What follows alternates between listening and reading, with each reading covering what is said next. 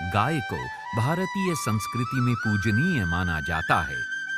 गौ पशुओं के स्वास्थ्य एवं उनकी संख्या से ही किसानों की संपन्नता का मूल्यांकन आंका जाता रहा है।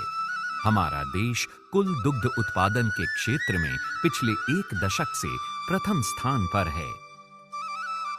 2012 के 19वीं पशु गणना के अनुसार गोवंश की जनसंख्या लगभग 19 करोड़ है। इनमें से अधिकांश गौ पशु अल्प उत्पादक और अवर्णित नस्ल के हैं। दिल्ली से महज 65 किलोमीटर दूर उत्तर प्रदेश के ऐतिहासिक शहर मेरठ में स्थित है केंद्रीय गौवंश अनुसंधान संस्थान। गोवंश के ऊपर उसके सभी संदर्भ में रिसर्च का कार्य करके किसानों को अधिक से अधिक फ़ायदा देना चाहते हैं। इसमें हमारा हेल्थ भी आ गया, उनका खान पान आ गया, उनका आनुवांशिक सुधार आ गया, उनको अच्छा वीर्य उपलब्ध कराना। हमारे पास 38 मिलिट्री डेयरी फार्म से 26,000 गायें हैं जो उत्तम किस्म के हैं। सांड उन्हीं का वीर्य लेके हम ये किसान भाइयों को उपलब्ध कराते हैं। संस्थान द्वारा विभिन्न विकास कार्यक्रमों के माध्यम से देश में गौ पशुओं की उत्पादकता और लाभदायिकता में वृद्धि करने के लिए गौ पशु प्रजनन, पोषण प्रबंधन और अनुसंधान के लिए कार्य किया जा रहा है। स्वदेशी गो पशुओं की प्रमुख नस्लों का संरक्षण और आनुवांशिक सुधार करना, जलवायु परिवर्तन के परिप्रेक्ष्य में गौवंश में गर्मी सहन करने वाले जीनों की पहचान तथा पशुधन पर हो रहे प्रभाव पर अनुसंधान किया जा रहा है। गाय की संकर प्रजाति का विकास करने के लिए फ्रीजवाल परियोजना के तहत विभिन्न 37 सैन्य फार्मों में फ्रीजवाल प्रजाति की मादाएं व बछड़ियां उपलब्ध हैं। इस परियोजना का मुख्य उद्देश्य होल्स्टीन फ्रीजियन और साहीवाल को आधार बनाकर राष्ट्रीय नस्ल फ्रीजवाल को विकसित करना है, जो परिपक्व ब्यांत में 300 दिनों में 4% वसा के साथ 4000 किलोग्राम या उससे अधिक दूध का उत्पादन कर सकें। सांड पालन इकाई पर भविष्य में अच्छे सांड बनाने के उद्देश्य से देश के विभिन्न सैन्य फार्मों से संभ्रांत संगम से उत्पन्न बछड़े भेजे गए।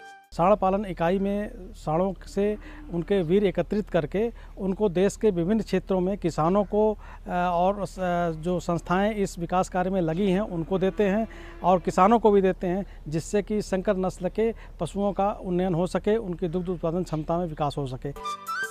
वीर्य हिमीकरण प्रयोगशाला के पास हिमीकरण वीर्य की अत्याधुनिक उत्पादन और भंडारण की सुविधा प्रदान की गई है।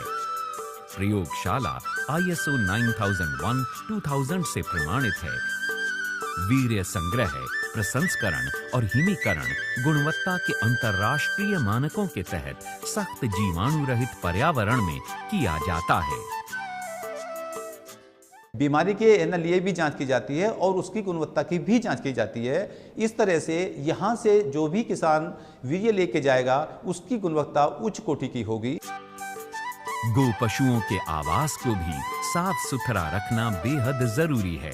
इसमें प्रकाश की उचित व्यवस्था होनी चाहिए और हवा के आने जाने का प्रबंध होना चाहिए। फर्श, कंक्रीट या ईंटों का होना चाहिए। आवास में जल निकासी का समुचित प्रबंध होना चाहिए।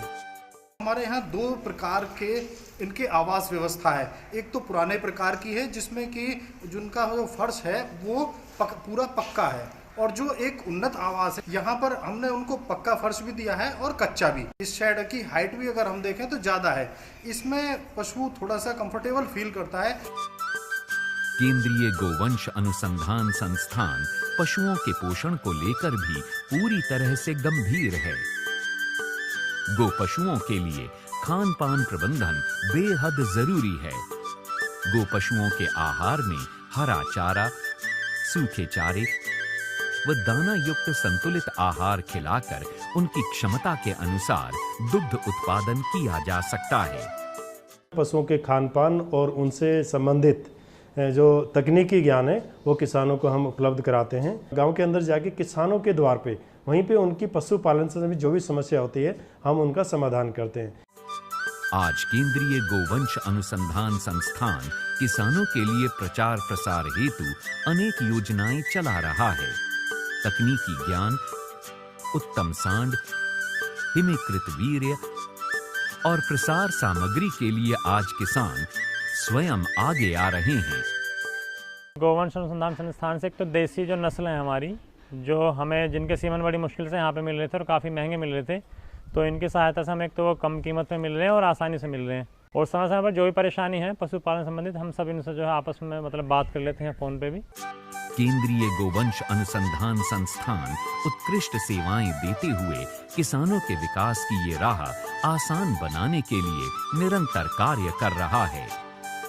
संस्थान द्वारा अपनाए गए विशेष कार्यक्रमों के माध्यम से कृषक समुदाय की आर्थिक समृद्धि को बढ़ाने में महत्वपूर्ण योगदान मिला है।